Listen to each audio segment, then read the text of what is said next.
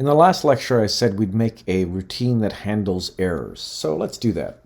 What I'm going to do is come down here to my main function and create a new path, a new URL that I'm going to handle. And I'll call this divide.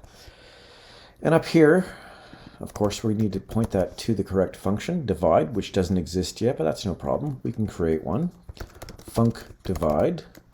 And because this is a handler, it has two parameters, the response writer, W is http.responseWriter, and a pointer to a request. And that's supposed to be a pointer. So let's make it a pointer and give our curly braces. And now here I want to call a function that does division. And the reason I'm doing division is that dividing by 0 is generally a bad idea.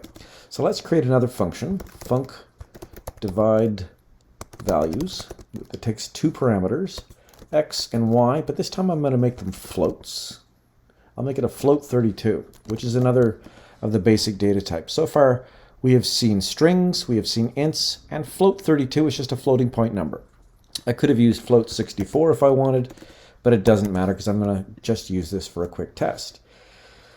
That function is going to return two things. It's going to return a float 32, and it's going to return an error. And if there is no error, it should return nil. So how do we do this? First of all, well, the basic logic is going to be result is assigned x divided by y. And I'll return y and nil. And that actually works just fine. Or not return y, return result and nil. And that works just fine.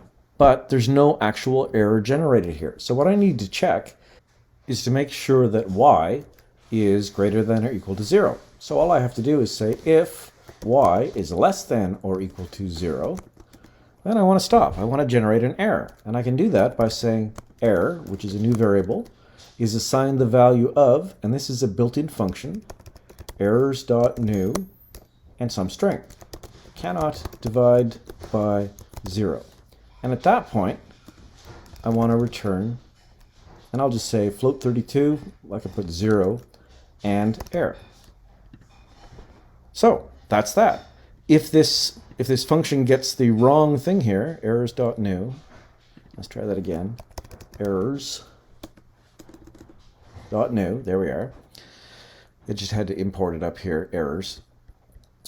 Return 0 and the error. I don't care about the 0. It's the error that I'll be checking for. Up here in divide, I'm not doing anything yet, so let's actually call this function. And I'm going to get two values from it. I'll get my float, which I'll call f, and I'll get an error that will be nil if there is no error, but will be not nil if it is an error. And that is, I get those two values by calling the function I just created. Divide values, and I'll put in 100 and 100.0 because it's a float, and 10.0. If error is not equal to nil, then what do? I want to write to the screen, so I can just use my standard format, fprintf, w, cannot divide by 0. And at that point, you think I could just stop, because, well, we've got the error, we've written to the screen. Well, let's leave it like that and show you why you can't do that. If there is no error, then I actually want to write the result to the screen. And I can do that by format, fprintf, format, sprintf. And what I'm going to put in is a string, and it will be a float. So the placeholder for float is %f divided by %f is %f. And then I have to, of course, fill in my placeholders, and those would be x, y, and f. All right, so what is wrong with this? Oh yeah, we got to put my response writer in front of it. Not enough required, wrong place for my placeholder. Let's try that again. I think I need more caffeine once again. There, that's what I want. Now if I run this, and I'm going to right now, everything compiles, undefined x and undefined y. Let's find x and y. Oh yes, I didn't actually have values for x and y. So I'll just hardcode those. 110. I'll try that again. Everything compiles. I go back to my web browser. I reload the page for the home page. That works great. I go to the About page. That does what I want. And then I go to the Divide page. And 100 divided by 10 is 10. And that's correct. Okay, let's go back here. And let's try to divide by 0. So I'll put in 0.0 here and up here as well, where I'm actually doing the math. And that should throw an error, right? Let's see if it does.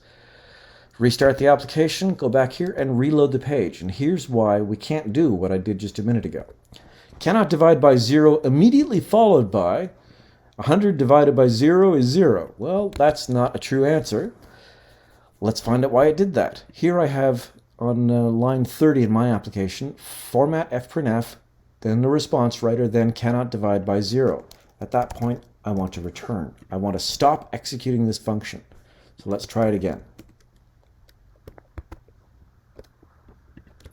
Reload, cannot divide by 0, and that's what I'm looking for. All right, that's why we check for errors.